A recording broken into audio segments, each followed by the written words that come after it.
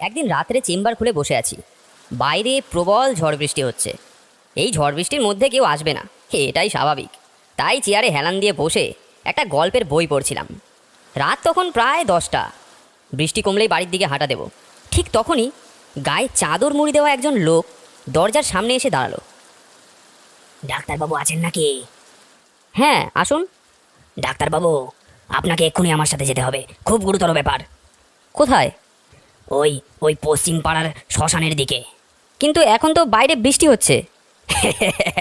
আমার কাছে ছাতা আছে ডাক্তারবাবু, আপনি আপনি দয়া করে চলুন, না হলে সর্বনাশ হয়ে যাবে। লোকটার কাকুতি মিনতির কাছে না করতে পারলাম না। আসলে যতই অসুবিধা থাকুক, ডাক্তারদের না করা চলে না। তাই ছাতাটা নিয়ে লোকটার সাথে বেরিয়ে পড়লাম।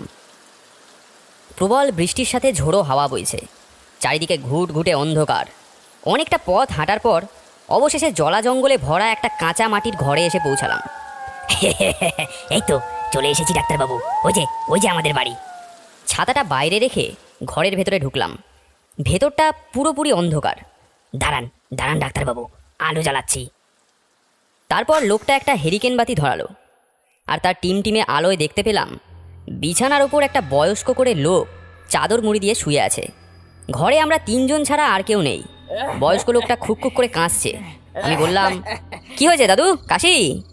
কয়েকদিন ধরেই বুকে খুব ব্যথা বলছিল। ব্যাগটা খুলে টেথিস্কোপটা বের করব, এমন সময় হঠাৎ পাশ থেকে একটা গম্ভীর গলা শুনতে পেলাম। ব্যাটার বুড়ো বয়সে বিমড়ি ধরেছে, সব ওই বড় নিম গাছটা দখল করার ধান্দা। এই লোকটা আবার কোথা থেকে আসলো? আসার সময় তো খেয়াল করিনি। যাই হোক, টেথিস্কোপটা বের করে চাদরের ওপর দিয়ে লোকটার বুকে ঠেকালাম। না, কোনো আওয়াজ নেই। আশ্চর্য।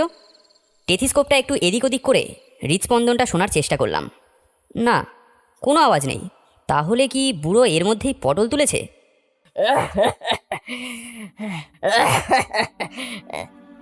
না, ওই যে বুড়ো কাঁদছে। চাদরের পাশ দিয়ে বুড়োর হাতটা ধরলাম। এ কি, একেবারে বরফের মতো ঠান্ডা। কিন্তু এ কি করে সম্ভব? জীবিত মানুষের হাত কিভাবে এত ঠান্ডা হতে পারে? এমন সময় পাশ থেকে আরেকটা কণ্ঠস্বর শুনতে পেলাম। কেমন আছেন ব্রহ্মদাদু? আয় ভূত। চোরাচুন্নির কাছে ঘটনাটা শুনলাম। কতবার বলেছি আপনাকে, এই বয়সে ওই জগা ভূতের সাথে পাঙ্গা নেবেন না। আপনার এখন বয়স হয়েছে কি না, গেল তো বুকের পাঁজরটা ভেঙে। আবার গলাটাও নাকি দোয়ার থেকে আলাদা হয়ে গিয়েছে। সে গলার হাড় ভাঙুক আর বুকের পাঁজর ভাঙুক, ওই বড় নিম গাছটা আমি নিজের দখলে নিয়েই ছাড়বো। তবে ওটা যে ভূত পাড়ার নয়। কে বলেছে ওটা ভূত পাড়ার নয়? আমার মেজ ঠাকুরটা নিজে হাতে এই গাছ লাগিয়েছে। বংশসূত্রে এই গাছ এখন আমারই তো হলো নাকি। যাই হোক, তোকে যে জিনিসটা আনতে বলেছিলাম এনেছিস? হ্যাঁ দাদু, এনেছি তো। এই পুটুলিতেই রয়েছে একেবারে খাসা ভূত। দেশের ওপারে একটা পুকুর পাড়ের নিম গাছে থাকতো দুজন। বর্ডার পেরিয়ে আনতে একটু সমস্যা হয়েছে, একটু খরচপাতিও হয়েছে, সে তো বুঝলাম। তা হে আলি না করে কয় শিখে নিবি বল? আগে দুশিকে দিলেই চলবে। দুশিকে? দুটো ভূত আনতে দুশিকে নিবি? আরে দাদু, এ যে কোনো বাসি ভূত নয়, একেবারে সদ্য মরে ভূত হয়েছে। ঠিক আছে, ওই আলমারির পুটুলিতে আছে, নিয়ে যাস। তবে দাদু, একটা কথা বলে রাখি, যা কাজ দেও না কেন ভূত দুটো খুব ভালোভাবেই করবে।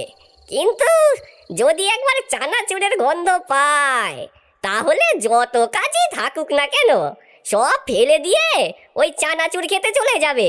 আমি কি কোনো দুঃস্বপ্ন দেখছি, নাকি সত্যি ভূতেদের মাঝখানে এসে পড়েছি? যাই হোক, এখন এখান থেকে বেরোতে পারলে বাঁচি। ভয় ভয় বললাম, আমি আমি চললাম তাহলে। আরে ডাক্তার বাবু, যাবেন কোথায়? এখনো তো বুকের পাঁজরটাই ঠিক করা হলো না। এই বলে লোকটা বুক থেকে চাদর সরালো। চাদর সরাতেই দেখলাম বুকের পাঁজরে একটুও মাংস নেই, পুরোটাই হাড়। কি? কি হে ডাক্তার বাবু, ওরম আটকে উঠলেন যে, ভয় পেলেন নাকি? এ যে শুধু হাড়। ভূতের শরীরে হাড় থাকবে না তো কি মানুষের মতো রক্ত মাংস থাকবে? এ কাকে নিয়ে এসেছিস তুই রামু? আগে ওই শিমুলতলার শিরিষ গাছটার নিচে যে ডাক্তারবাবু বসেন ওনাকেই তো ধরে এনেছি। দেখ তো বেটা মানুষ নাকি? দেখ দেখ ধরে, দাঁড়া আমি দেখছি।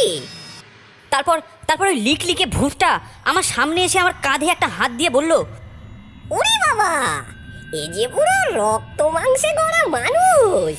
বেটা লচ্ছার রামু ভূত ডাক্তারের বদলে একটা মানুষ ডাক্তারকে তুলে এনেছে।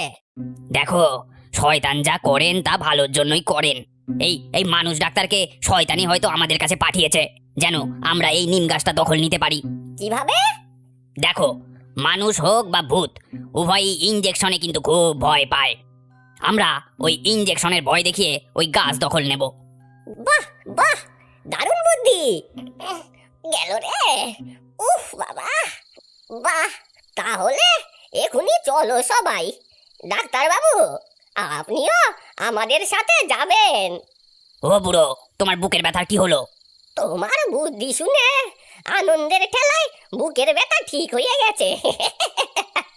চলো তাহলে, চলো সবাই চলো। তারপর ভূতগুলো আমাকে সাথে নিয়ে ওই নিম গাছটার দিকে গেল। এই জগা, জগা, আজ তোকে ছাড়বো না। বাঁচতে চাইলে এই নিম গাছ ছেড়ে দে বলছি, ছেড়ে দিয়ে পালা এক্ষুনি। বুড়ো, তুই আবার এসেছিস। বুকের হাড় ভেঙেও তোর শিক্ষা হয়নি, হ্যাঁ? বাবা কানু, ও দেশ থেকে আনা ভূতগুলোকে ছাড় তো। এই তো হুজুর, ছাড়ছি।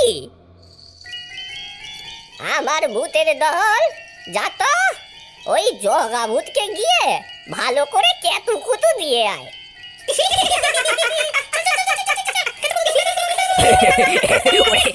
ওরে ছাড় আমাকে, আমাকে ছাড়। এই হতচ্ছাড়াগুলো ছাড়লি আমাকে। ওরে ছাড় আমাকে, আমাকে ছাড়। এই হতচ্ছাড়াগুলো ছাড়লি আমাকে। এই কেতকুতু লাগে, কেতকুতু লাগছে। কি ভূতেদের ঝামেলার মধ্যে পড়লাম জানি না। বাঁচতে পারলে রেহাই। ওপাশ থেকে আরো কতগুলো নরকঙ্কাল এসে বলল, ওই বুড়ো আবার আমাদের নিম গাছ দখল করতে এসেছে। এই বুড়ো, এই এই তুই আবার এসেছিস? এই কেউ এদিকে এগোলে হাত কেটে রেখে দেবো বলে দিলুম। ওরে কেউ আমাকে বাঁচা একটু। কেতকুতু দিয়ে শেষ করে ফেললো যে।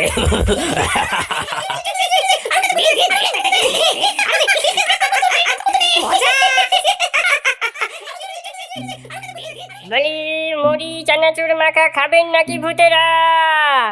সন্ধেবেলা থেকে একটুকু বিক্রি বাট্টা হয়নি, বলি নেবেন নাকি? চানাচুর, চল চল চল চল, চানাচুর খাবো কতদিন বাদে। এই বেটা ছেড়ে চল চল চানাচুর খেয়েছি। এই এই ভূত, কোথায় যাচ্ছিস? যাস নে, এই যাস নে তোরা। বাবা, বাঁচলুম। ও কমার ঢেকি তুমি একটা। বলি কি ভূত এনেছো বর্ডারের ওপার থেকে?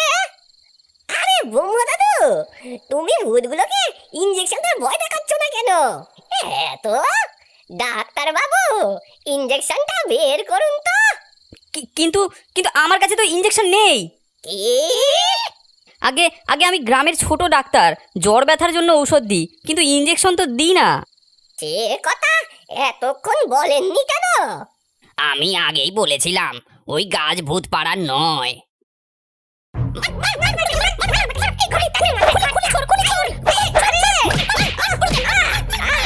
তোর ভূতেদের চানাচুর খাওয়া হলো? মারিস নে রে, মারিস নে। আগে হুজুর, চানাচুর খাবার পর তারা একটু ঘুমোয়। বুকটা এবার মনে হয় সত্যি গেল। ডাক্তার বাবু, আমার বুকটা ঠিক করে দিতে পারেন? সে ঠিক করতে পারি, তবে ঠিক হবার পর আর ওই নিম গাছ দখল করতে যাবেন না কিন্তু। उम्मीद है कि आपको हमारी ये कहानी पसंद आई होगी।